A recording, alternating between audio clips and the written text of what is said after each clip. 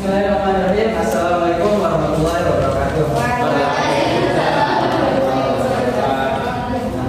Perkenalkan, kami dari kelompok 2 akan menyampaikan hasil diskusi atau hasil materi kelompok kami bab 2, yaitu esensi dan urgensi dari identitas nasional pada negara Indonesia. Nah, sebelum itu perkenalkan, saya Galuh Bayu Saputra, dan di sebelah saya tidak Jasmine Mumtaz.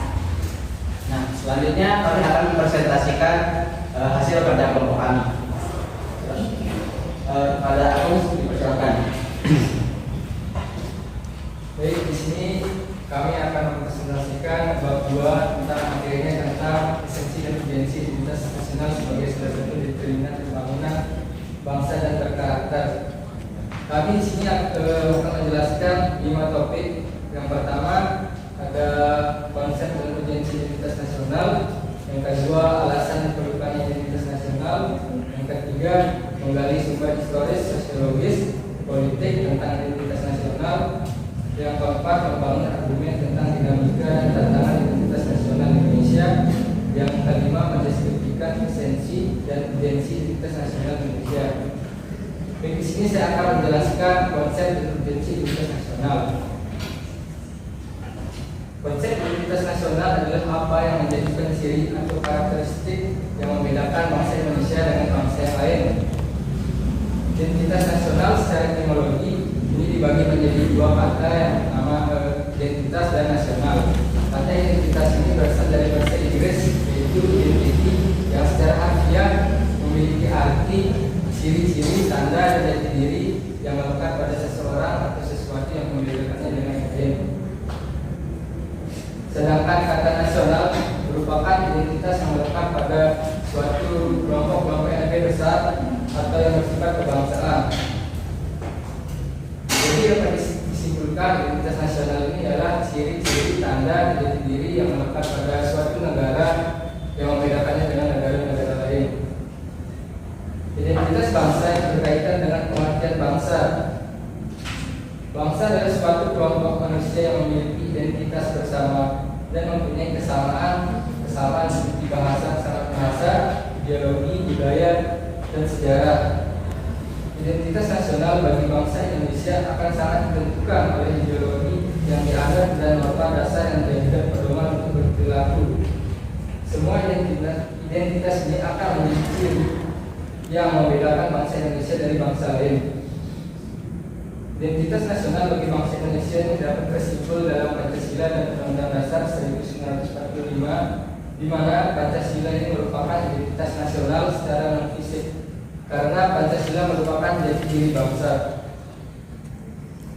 Jati diri bangsa Indonesia merupakan suatu hasil kesepakatan bersama tentang masa depan berdasarkan pengalaman masa lalu.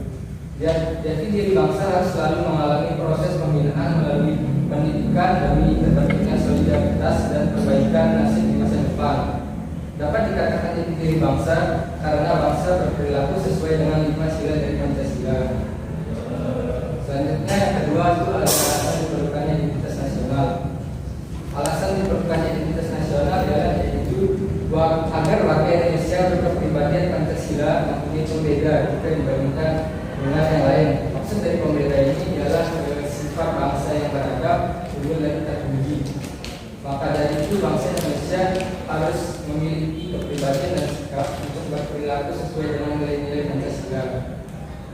Pancasila sebagai identitas nasional tidak hanya bersifat fisik, tetapi merupakan cerminan identitas bangsa dalam wujud psikis serta non-fisik, yakni mencerminkan watak dan perilaku manusianya sehingga dapat dibedakan dengan bangsa lain.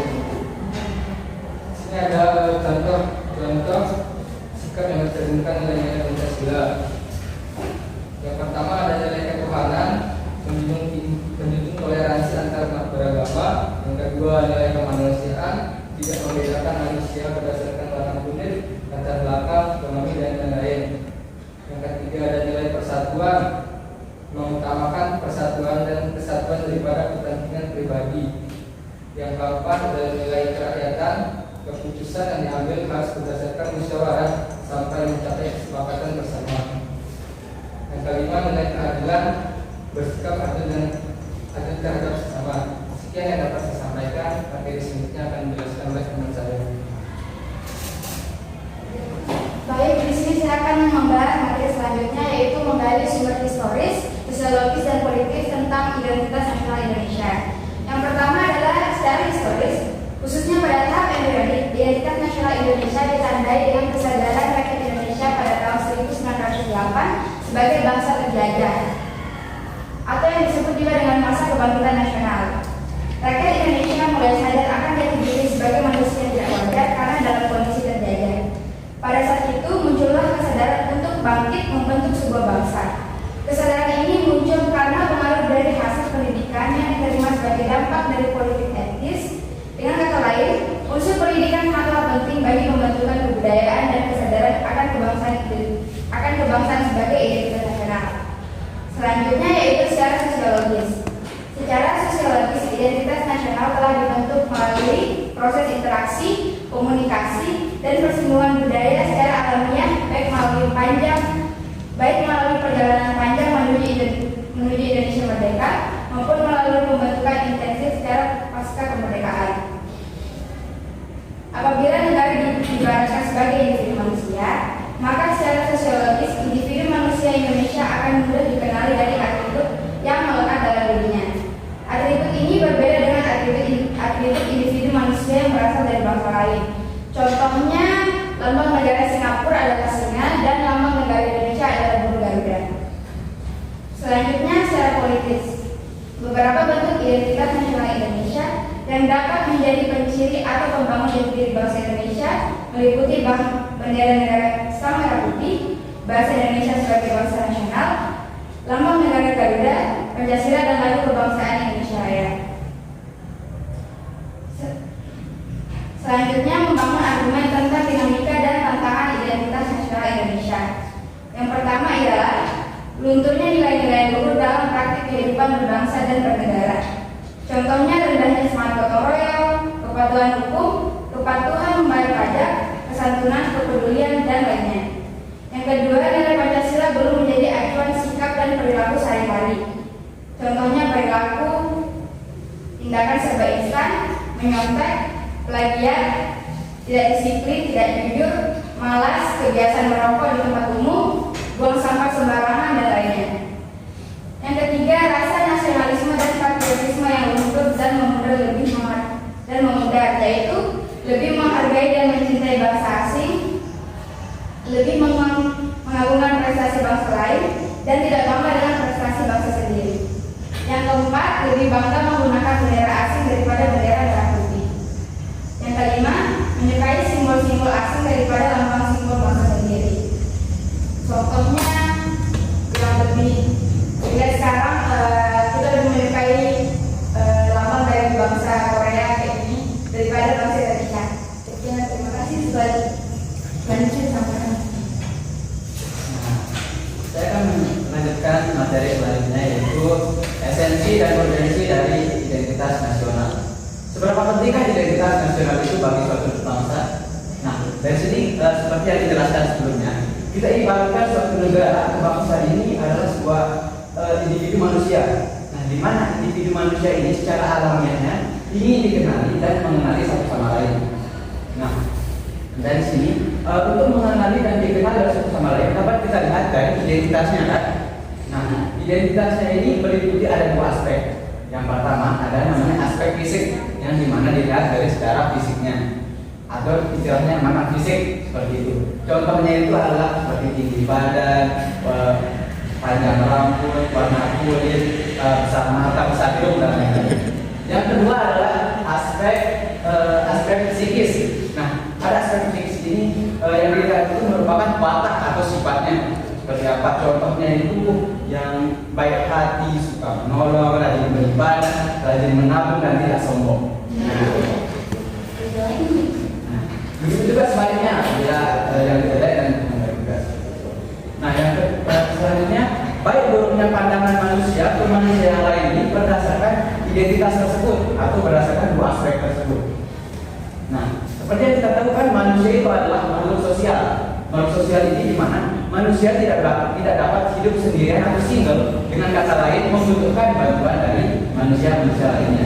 Seperti itu.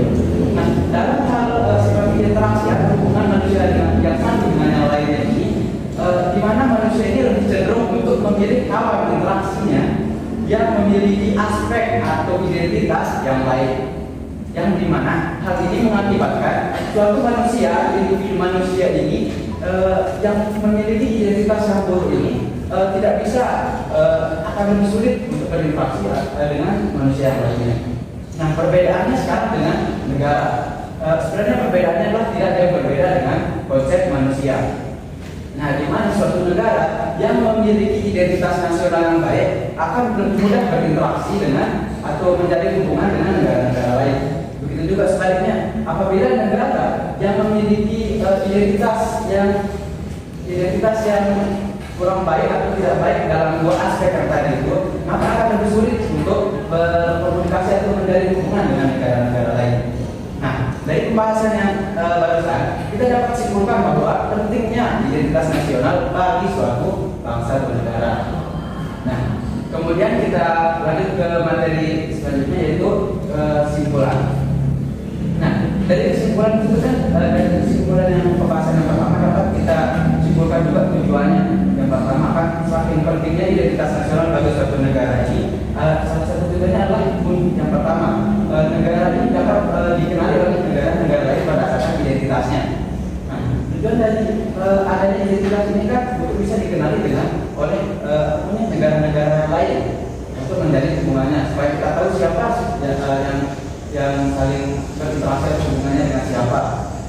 Nah, yang kedua adalah